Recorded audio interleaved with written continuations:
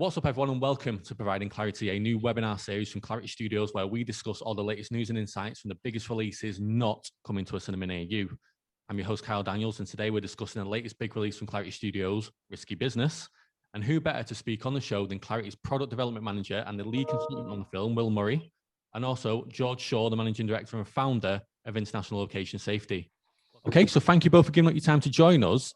Before we get into the show, let's get to know our guests a little bit. So can you tell us a little bit about yourselves? And let's start with George. Yes, hi. Thanks very much for having me on the show today. And thanks for everyone tuning in. My name is George Shaw. I'm the managing director and founder of a company called ILS, International Location Safety. We provide support to travellers around risk management and travel risk management when they're travelling overseas. That's brilliant. What about yourself, Will? So I'm Will Murray, product manager at Clarity for duty of care products. So I manage our in-house travel tracking and risk management technology. We've also got the Traveller app, GoToMobile, that helps out with getting your itinerary and e-tickets to the right place and such, give you notifications for disruptions. And I also look after our Traveller email itinerary products as well. That's brilliant. So this month's film from Clarity Studios is a thriller, Risky Business, and centres around the new way that travellers are needing to adapt to travel within, say, the EU, or how they're managing their risk while travelling in general. So earlier in the month, we did a podcast with Newland Chase where we really talked about the Brexit side of things. So I wanted to get you guys on as the consultants on the film to talk about travel risk in general. So Will, can you give us a little bit of a rundown of why it's never been more important to manage that travel risk? You might have heard there's been a pandemic. So obviously that's a huge, shake-up for the whole travel. There's been a huge reduction in travel during the peak of the pandemic. We're now moving into a stage where in the UK, 19th of July, restrictions are being lifted. Domestically, that's largely opening up travel, but internationally, there's still a lot of considerations to be made. I remember Boris Johnson mentioning that we're moving into a phase where people need to manage their own risks. So where people might have, not really thought themselves or not really thought within smaller organisations about risk management, these questions that previously were necessary, but now even more so, need to be asked around COVID, and that raises the wider question about travel risk management outside of the COVID pandemic. So I think we're going to be seeing more strategic travel. So that's probably next couple of years a reduction on what we've seen over the past few years. But people are going to need to qualify why they're traveling, what's the value of the travel, and what kind of support is in place. So that's going to be the risk management that I see coming in. And also, it's an interesting time, probably a fortunate time, that the ISO 31030 will be coming into force later this year. So this is going to give very clear guidelines and a framework and actual certification to achieve for travel risk management. That's great. And one of the things, Will, you recently did an interview, obviously with Clarity Studios. You were talking about risk management and things around that. You have a bit of a dislike for the term duty of care. Can you talk to us a little bit about that, where that kind of dislike comes from? Yeah, a little bit contentious this, because it is the most common phrase when you're talking about travel and travel products supporting traveller well-being. The umbrella term that's used is duty of care product. The stuff I look after, commonly called duty of care products. But the term, it has a lot of reason behind it. It refers to the legal obligation of employers to look after the well-being of their travellers, and that makes perfect sense. But I just think sometimes it loses a bit of value when people are just throwing it around without, thinking about what the particular product is. So, for instance, insurance, is that a duty of care product? It's more of a financial liability product in a lot of ways, but people still term it that way. So I just think we need to think a little bit more about why we're doing things and what certain products refer to. That's why I prefer duty to care. So it flags people in their mind that what are we doing this for? What are we putting these measures and these products in place for? It's because we ourselves have a duty to care, and this is what the result that we want to get out. Any rebuttal on that, George? I broadly, I do agree with what you're saying, Will. I mean, duty of care, over the last 5 years particularly, there was a big court case in Oslo in 2016 where a major NGO was found to have failed with their duty of care, and they were found guilty of gross negligence. And that has, I think, steamrolled this concept into organisations to think about. Now, I do agree that duty of care has become a stick. A stick to make organisations do things to protect their staff. But at ILS, we work like extensively with this term, but we don't think of it necessarily as solely in a legal sense. We talk about duty of care as a legal, moral, and contractual obligation. A large part of our work is supporting organisations to benchmark their duty of care, and we have a tool which benchmarks duty of care, and it looks at not only policy and procedure, but training, mental health, well-being, and various other strands that might be associated with it. So for me, it's much broader than simply a legal or a stick to make change, but it's empowerment, and it supports organisations to achieve their goal, whatever that goal may be. But I think a key point there, George, is when you're working with organisations, you look at it in context of their organisational purpose, the activities they conduct, their travel programmes, so it's looking in context.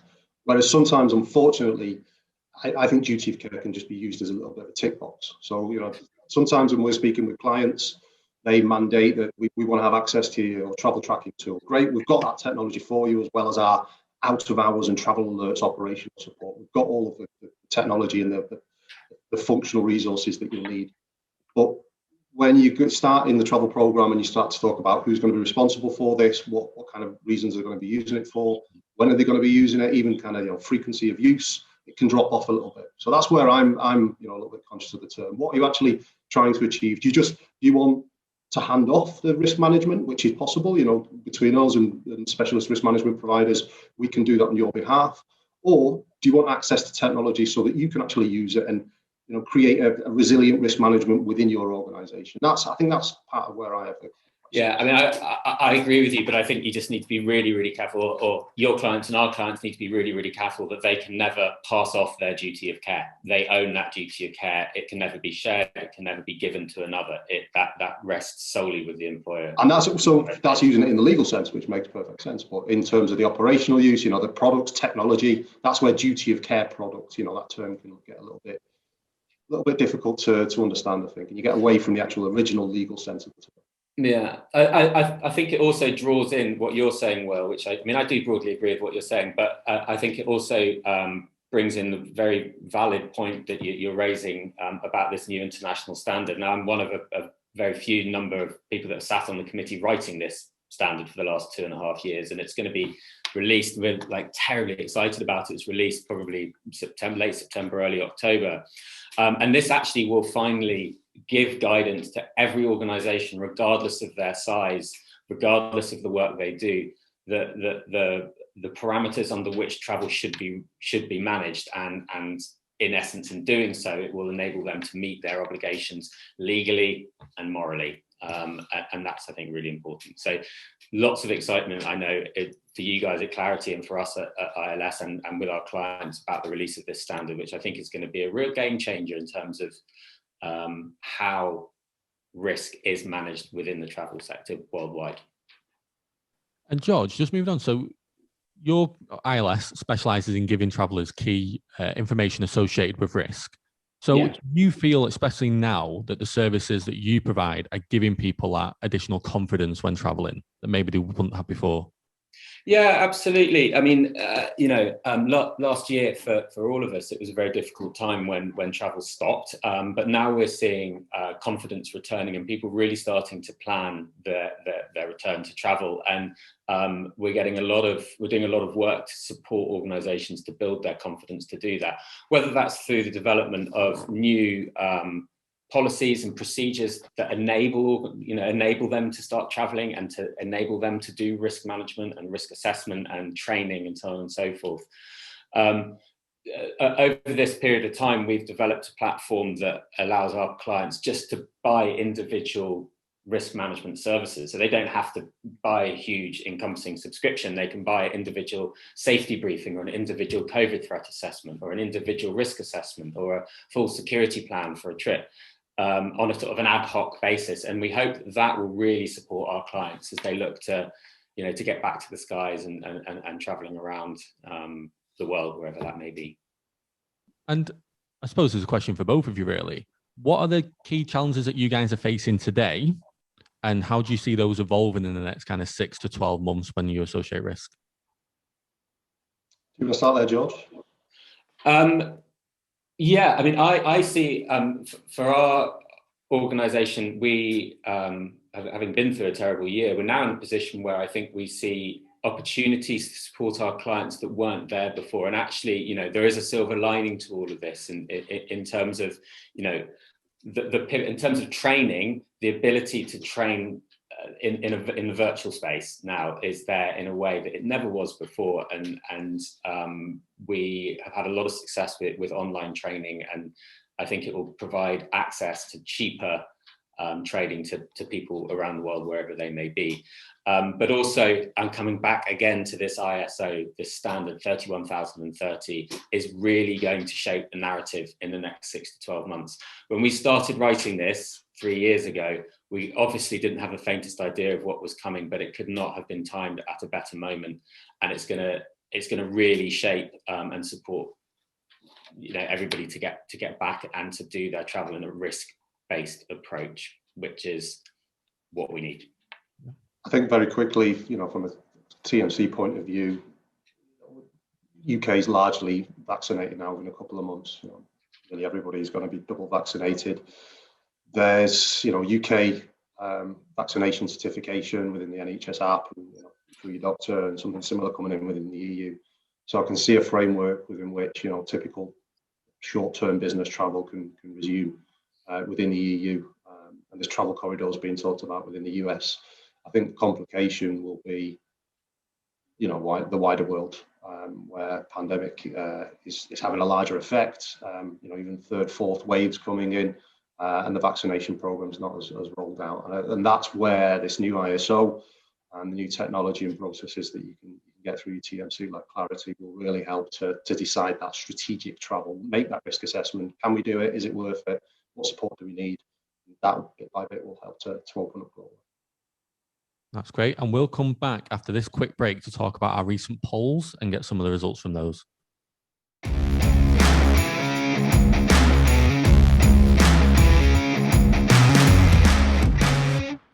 Hey, and welcome back. Now, over the last few weeks, we've been running a number of polls across our social channels on the topic of travel risk and Brexit. You may have seen them if you follow us on Twitter or on LinkedIn or even Facebook.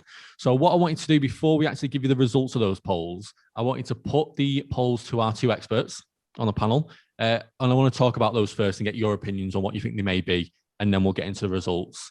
So the first poll that we put out is what is now most important to enable you to travel with confidence? And we gave 4 options.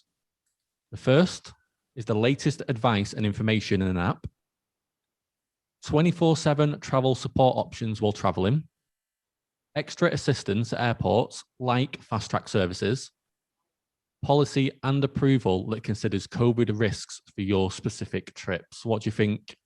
What do you think there?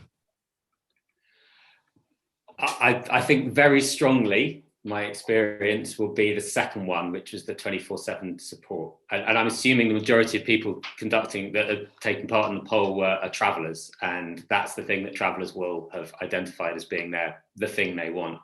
Personally, I think that the fourth one, which was plans and the policy and approval. Policy and approval. Policy and approval. Personally, I think that's the most important thing, because if you have good policy and approval in place, you won't need the 24/7 support, because you'll have risk mitigation, risk treatment in place, because risks will have been identified, because you have the policies, the procedures, etc., making the likelihood of a bad event happening much smaller. Therefore, the requirement for 24/7 support is diminished. But I'd agree with that. My bet is that your readers or your poll takers would have gone for the second one.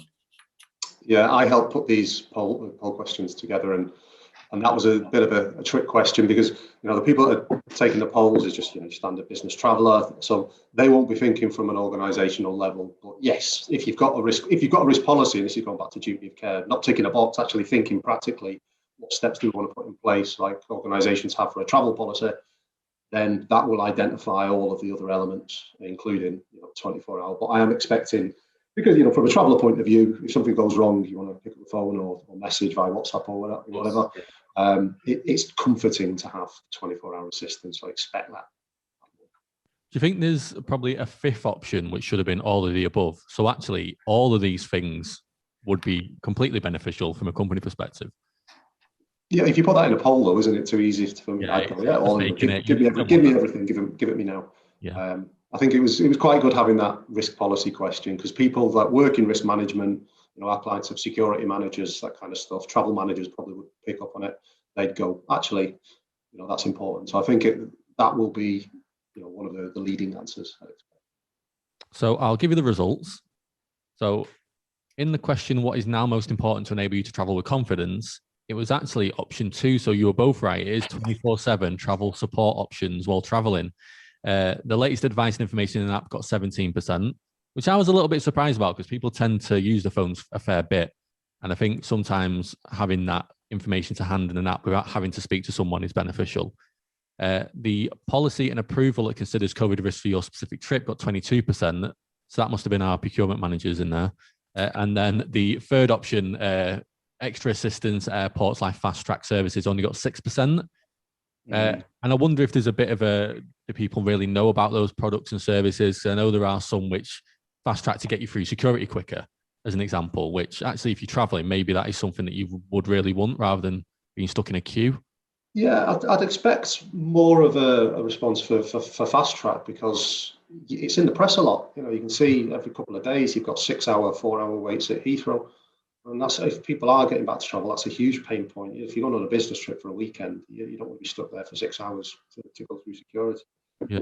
And I know that there are products on the market. We've got a product with Fast Track VIP that clients can put onto their onto their travel program, so we can offer it with every trip that somebody takes abroad. When you get back into the UK, there'll be a concierge type service waiting for you, and they'll reduce the waiting times wherever possible. So I think that will increase as people do start to get back to travel, and they might see delays coming back. There'll be less concern about actual travel support in case of emergency, and more of a consideration of trying to reduce the inconveniences in a more complex trip. Definitely. Big area we're seeing actually growth in and interest in is well-being support, and provision around mental health and resilience and the impact on people's stress levels of travel, and that's really being exacerbated by the pandemic. So that's an area that I think would attract interest as well. Definitely. So the second poll that we put out had more of a Brexit tinge to it, but we've really talked about travel within the EU for business in a general sense. So the second question was, do you feel confident enough to travel within the EU for business? Now, the options were yes and no, obviously. And a third option, yes, but with guidance and advice. What do you think about that one? Let's start with you, Will. I'd expect yes with guidance and advice, just from my personal point of view. For the pandemic situation, we're nearly fully vaccinated in the UK, so the risk, there's some people, that are higher risk, but for your typical working age traveller, I think with double vaccination, you'd be pretty confident about not having a difficult time if you were to catch COVID. So from a COVID perspective, I'd be confident. I think it's more around the stuff that you were talking with Newland Chase on the previous webinar about the complications of, implications of the activity that you're doing for work. Do you need a visa? In a lot of cases you do now. That's totally foreign to me. I grew up studying languages, traveling frequently to Europe, and there was never a consideration of this. So that's a real shock, and I do lose a lot of confidence about that. So I'd need some kind of information relevant and relative to my trip to be able to reassure me that you're okay for what you're doing, or if you do need visa support, this is the way you do it. I mean, there's tax implications as well. If people are working, going to the EU a large number of times for a significant period, you can get caught out in these things. From a tax point of view, you can end up losing personally. You can end up losing a significant amount of cash. So you'd go for option 3, would you? Then you go for the yes, but yeah, you need a bit of a helping hand from my point of view. Yeah. And what about yourself, George? If you were thinking, obviously, just from a personal, obviously, I know that Brexit isn't really your your area, but if you were going to go to travel in the EU.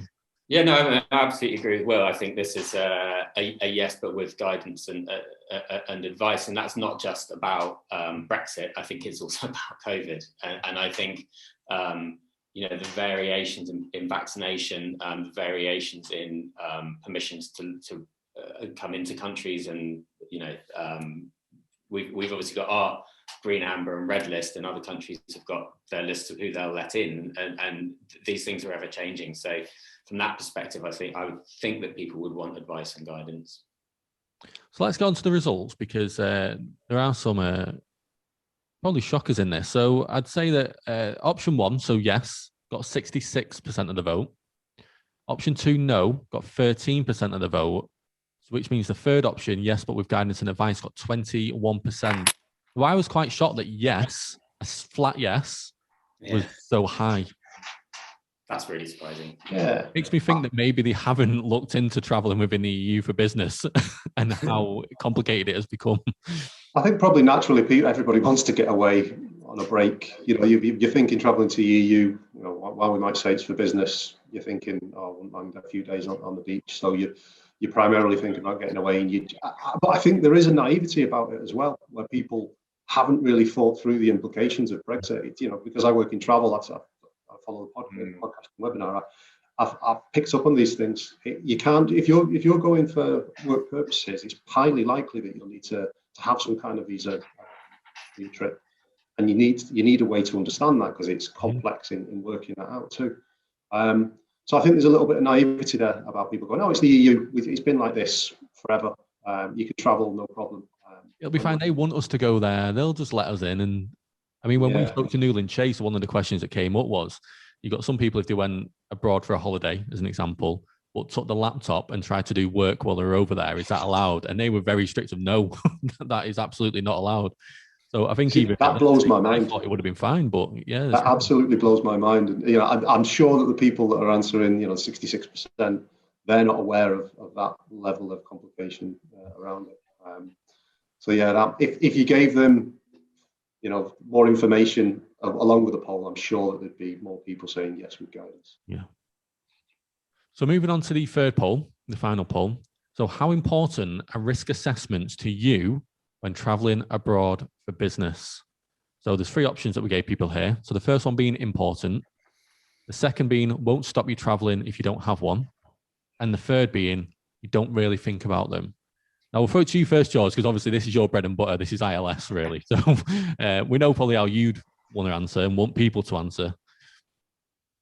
What do I think people would answer? I think that would depend very much on the demographic that's being asked and that's polling, that the data is drawn from.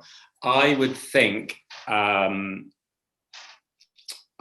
a fairly even split, actually, if we're looking at the travelling community. I mean, I think there's a number of things that need to be considered here. First of all, what is a risk assessment? And what is the purpose of a risk assessment? And I think those are things that need to be demystified a little bit. I think the idea that a risk assessment needs to be a long process that's paper-driven and that is ultimately likely to stop you travelling is a concept that people need to move on from, frankly, because that's not how things are done. ILS, we have an entirely automated platform where people just answer 20 questions on their smartphone, and it creates a risk assessment for them based on what they're doing in country, who they are. So it doesn't need to be a complicated thing, and it doesn't need to stop you doing things. What it does is it's an informative process that enables you to do what you want to do, but to do it in a safe way. And that's, I think, something that's been really challenging for a lot of people to get their heads around. I think there's an age divide as well. I think that younger travellers definitely see the benefit of it more than maybe more experienced travellers who've been doing it for a long time, who I think would have been more inclined to click option B. It won't stop me doing what I want to do. Yeah. And I think it also, it's also really important factor for travel managers to consider with ISO coming. I mean, it's absolutely central to the standard that travel is risk assessed, as we've talked about earlier in this conversation. But it also, let's go further back in the conversation and reference what Will and I were talking about around duty of care. It is absolutely central to duty of care to travellers that they understand and they are informed of the risks that they're going to take. That is a legal obligation and a moral obligation that they are, they give informed consent to take on this risk on behalf of their organisation. So it's not a simple answer. What I would like it to be, obviously, is that it is important. But my suspicion is that it will be quite evenly spread. And if you were able to dive into the demographics of the respondents, it would be quite telling. I hope that people would generally respond yes, they'd be positive towards risk assessments. But I think, as George mentioned there, there's an idea of risk assessments being long paper-driven documents that that are boring and pedantic, but that's not the case anymore. George and ILS have their online technology. We have a level of integration, and we've got full online risk assessment and approval processes ourselves now as well. When there's one example, when we started working with ILS, coming out of the first lockdown, we had a lot of university clients actually saying we need to get back to travel, but we were not clear on the implications of travel internationally, where the government allows us. We're not sure as an institution what we can do. So ILS put into place a COVID risk assessment. So it'd look at, it's an online form, handful of questions, but as well as looking at the destination and maybe the traffic light system for the UK government, there's also the question of the traveller, what's their health status, what activities are they going to be performing over there, and that impacts, the approval question of should we let this go or do we need extra support for the travellers. So that's been live for a few months now, and that gives people a way of understanding, the risks in a COVID scenario as well. All online, very quick, takes the travel manager or the traveller 30 seconds to complete, and it's all integrated. So it's not a case where you need to download PDFs, print stuff, type it out and upload it. Very quick stuff. And I think in the future, there's a question about the level of data that travel and risk management providers have about travellers. The more information that we can get integrated within travel profiles, so at the moment it's mainly about contact information, that kind of stuff. Obviously with consideration of privacy, if we could get a profile about the health status, about the job role and activity, that can even automate even further the risk assessments. You don't need to fill in questions at all. So I think it's definitely becoming more streamlined, more automated. So I hope that people are pretty positive towards it. I think you both touched on it really well in the beginning, where you talked about there's that element that people feel like possibly risk assessments are restrictive, so they're aimed at telling you what not to do. Whereas actually they're just meant to be helpful. It's meant to be giving you the information so you can make the best choices going forward and protect. Yeah, it's rare that a trip can't go ahead. It's just you need the relevant support. And when organisations, especially travel, actually realise it, and I think COVID's made the idea of managing risk. The government says we've got to manage our risks now. People are becoming a little bit more switched on towards it. I think when they understand the reason why it's done, it's for their well-being, it's for their safety. So they do get on board. It is ultimately about risk management, not risk avoidance. Yeah, and that's at the centre of it for me. Definitely. So let's get on to those results. Oh yeah. So we'll forget that. Don't worry about the results. About them. Pick our own. So actually, surprisingly, 51% voted that it was important. 24% went down the route of it wouldn't stop them travelling without one, with 25% saying that they don't actually think about them, which was interesting. So it's essentially an even split then, isn't it? Yeah. It's 50% say yes and 50% say no, broadly. Yeah. That's interesting. And a quarter of people don't even think about it. So that shows you that they've never come up against one before. And even though, through COVID, we're all consciously or subconsciously making risk assessments every time we leave the house. It's not, the message isn't clear. Maybe they've not travelled for such a long time that they're not thinking about it. But with this new ISO, one of the large areas of question in there is around risk assessments. I think we did this in 12, 18 months' time. I think at least everybody would know about risk assessments and what was. I think there's a really important point there, Will. And again, we don't know who the respondents, or I don't know who the respondents were, but those people that work for small and medium SMEs essentially won't have access to professionalized risk management support. They won't have someone to guide them. They won't have the policies and procedures in place. And that's where, again, this ISO is going to come in, and that's where we as a business come in. Is the vast majority of our work is supporting SMEs with ad hoc support, with bits of work, with projects here and there that's affordable and enables them and empowers them to make their travel activities safe, whether they're going to, Syria or Barbados. It doesn't matter. There still needs to be a process that sits around it, and that's what we've been helping SMEs with a lot. And maybe it's a good thing that it's not so, that there's a quarter of people there that aren't recognizing it, because it could be, it's about making the risk assessment appropriate. So we're not proposing, and the ISO doesn't propose that you have to do formal risk assessment for any type of trip. So for domestic UK travel, yes, there's COVID risks involved, there's normal travel risks involved. But with the general, approval processes that are in place, maybe adding on a couple of questions. Are you, for COVID, are you fully vaccinated? Yes. That's a very, very low touch process. That captures all of that information that we can then have as auditable for our clients. So you're proving that, risk assessment has been done at an appropriate level relevant to the particular risk for that trip. So it's not going to be a case where people are going to Manchester for a conference and they'll need to fill out, forms the same as if they're traveling to Syria. It's all relevant and appropriate to the trip. So, maybe it's not such a bad thing that they're not fully aware of what a risk assessment is, because it's where it's appropriate that it needs to be brought in. Absolutely. The phrase we've used in the ISO is that the application should be reasoned and proportionate to the risk exposure. Exactly. Yeah.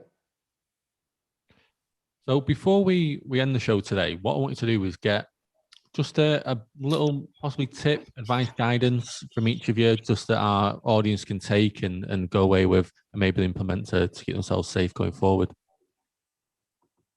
don't know who wants to go first. I'll fire in first. Don't want to sound like Chris Whitty, but get vaccinated. That's going to be huge, especially for travel to Europe and North America in the next 12 months. From just a general traveler point of view, for our clients, you've got free access to the GoTo mobile app. And we've got proactive notifications there about disruption to your trip. There's a lot more disruption at the moment, but it includes, a level of risk guidance for your trip. And at some level, there's alert notifications for the incidents as well for clients that use the GoTo Track Pro product. So download it, as well as making your trip much easier, direct access to e-tickets, all of that. It's got some risk-related benefits, so definitely do that.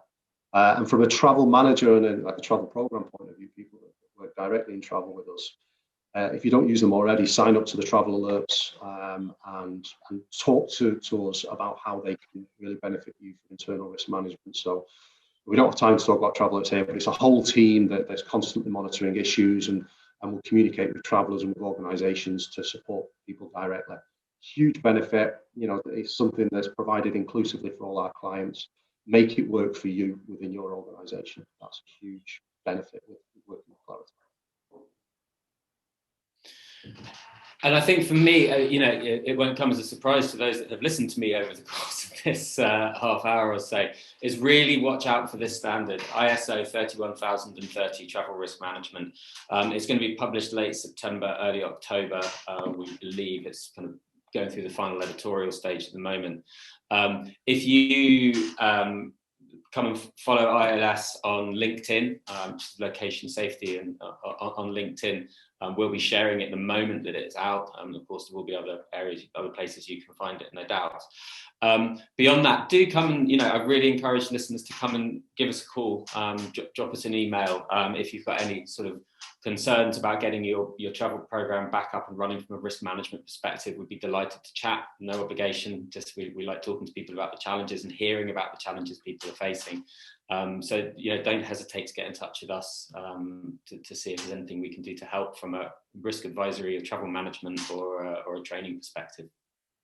Yeah, and we will put links in the description as well. So anyone that's watching or listening to this, please check the description. We'll put everything that you need in there to get in touch with people. So I just want to say thank you so much for joining us on today's show. Next week, we'll see the launch of our new film from Clarity Studios, so please keep your eyes peeled for that. If you've liked the show, please like, share, and subscribe. Show some love in the comments as well on the YouTube channel. I've been your host, Kyle Daniels. Thank you so much to George and Will for joining us, and we will see you next time on Providing Clarity. Thank you.